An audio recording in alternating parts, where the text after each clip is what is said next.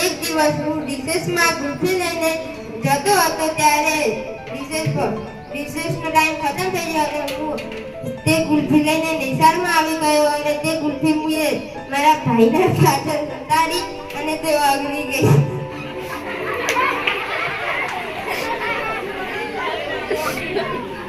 પણ સાથે ખબર પડી કે તે મેં કર્યું હતું. તેથી હું ધોરણ 8માં અભ્યાસ કરું છું. આજના કાર્યક્રમના મુખ્ય મહેમાનો, શાળાના આચાર્યશ્રી, શાળાના શિક્ષકો અને મારા ભાઈ બહેનો. આજે હું તમને મારા ધોરણ 1 થી ધોરણ 8ના મારા અનુભવ તમને જે પણ તમે સર્વશાંતિથી સાંભળજો. હું આ શાળામાં ધોરણ 1માં આવ્યો તો તાણે અમને શૈલેષજી સાહેબ ભણાવતા હતા. તે સાહેબ પણ ખૂબ એમના જોડે જે છોકરા ભણેલા તેમને ખૂબ રમાડતા અને રમતા ભણાવતા.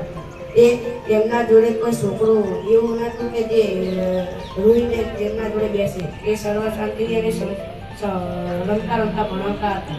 હું ધોરણ 1માં હતો ત્યારે ધોરણ હતા ત્યારે મેં શૈલેષભાઈ સાહેબના જોડે 6 મહિના ભણ્યા અને પછી મિત્તલબેનના રૂમમાં જવાનું હતું ત્યારે હું પહેલી વાર ત્યારે રોયો હતો.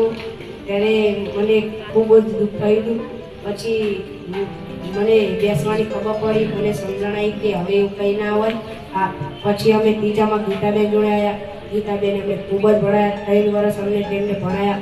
ત્યાં અમને હેમાબેન ભણાવવા હતા. અત્યારે તમને સ્વાતિબેન બાળવાટિકામાં ભણાવે છે. એ સ્વાતિબેન પહેલાં 3 થી 5માં ભણાવતા હતા અને ગણિત વિષય લેતા હતા. ત્યારે અમને ખૂબ જ ગણિત શીખવાડતા, સરસ શીખવાડતા હતા. અને 5મા ધોરણથી અમે 6માં આવ્યા. કોરોનામાં લોકડાઉનમાં અમે 5મું અને 4થું બહુ ભણી શક્યા નહીં. પછી અમે 6માં આવ્યા. 6માં અમે અશોકભાઈ સાહેબ જોડે આવ્યા. તેમને પણ ખૂબ અમને ભણાવ્યા અને લાડ કર્યા. અમે ખૂબ મારે ખાધો, મસ્તી પણ કરી, ભણ્યા પણ અને મોજ કરી. અમને એવું કંઈ નહોતું કે હું 6માં આવ્યો ત્યારે મને એવું નથી કે મને આટલો બધો મોનિટર, હું નિશાળનો મોનિટર બને કે મને પ્રતિભા હોતા. મને જ્યારે ખબર પડી મને આ બધું રાજે શીખવાડ્યું. મને તો કંઈ આવડતું નહોતું. રાજના જોડે રહીને શીખ્યું. આ મને કંઈ આવડતું નહોતું. અત્યારે મેં એટલું શાળામાં નામ રાખ્યું છે. નાના છોકરા પણ મને ઓળખે છે. ગામમાં ગમે ત્યારે પણ બહાર નીકળું ત્યારે મને કોઈ છોકરા એમ ના કે આ તિલક જાય કે ગમે તે કે. અને એ જ રીતે આપણા બાળકો બીજી શાળામાં ભણવા જશે અને આપણી શાળામાંથી વિદાય લેશે. પણ વિદાય એટલા માટે નહીં કહું કે કાયમ નહીં આવી શકે, એ લીગલ નહીં આવી શકે. બાકી તો ગમે ત્યારે આપણી શાળાના દરવાજા એમની માટે ખુલ્લા છે. અને બીજો એક ઓપ્શન પણ આપ્યો છે, ધોરણ 8ના બાળકોને નપાસ કરવાનો નિયમ આવ્યો છે. તો ફેલ થવું હોય તો બી આપણે અહીંયા ભેગા છીએ. પણ હું એવું ઈચ્છીશ કે ફેલ થઈને કારકિર્દીને વર્ષો ન બગાડાય અને રાજી ખુશી બીજી કોઈ શાળામાં જઈને પોતાનું ભવિષ્ય સારું બનાવવાનો પ્રયત્ન કરવો જોઈએ. બહુ સારી સ્કૂલમાં જાઓ.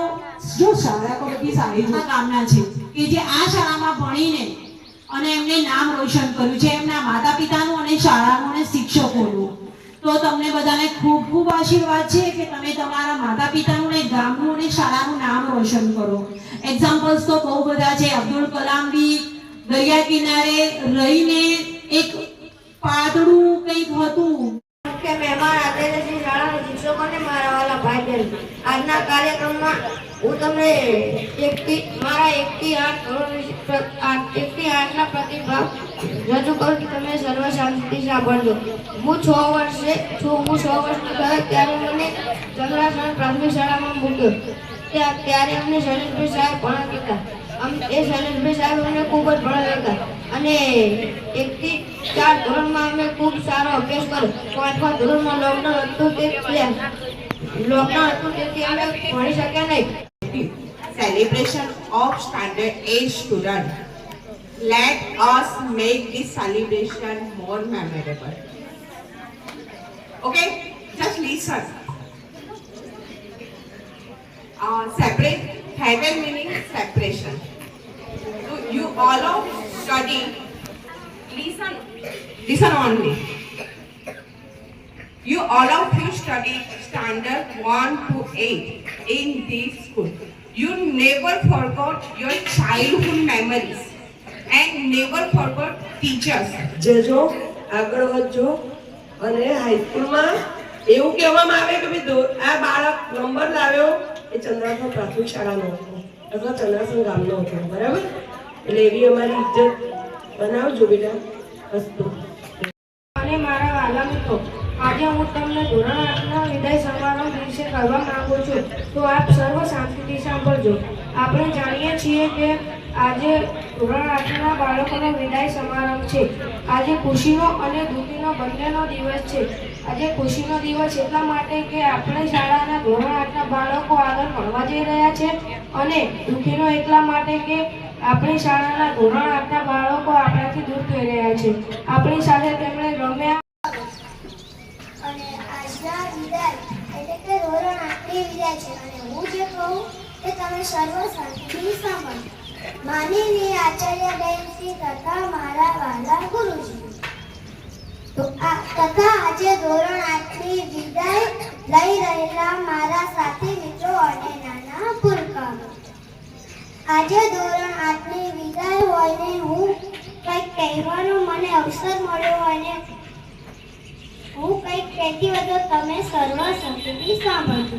સમય ક્યારે વીતી જાય છે જ્યારે ધોરણ 1માં પ્રવેશ લઈને આવેલા મારા સાથી મિત્રો આજે આ શાળામાંથી વિદાય લઈને બીજી એક કોઈ હાઈસ્કૂલમાં જઈ રહ્યા છે. જીવનમાં વિદાય શબ્દ એવા એટલે કે સૌના આંખમાં અલગ જ ભાવ દેખાય છે, પણ આ શાળામાંથી વિદાય લઈને બીજી શાળામાં તો જઈ રહ્યા છો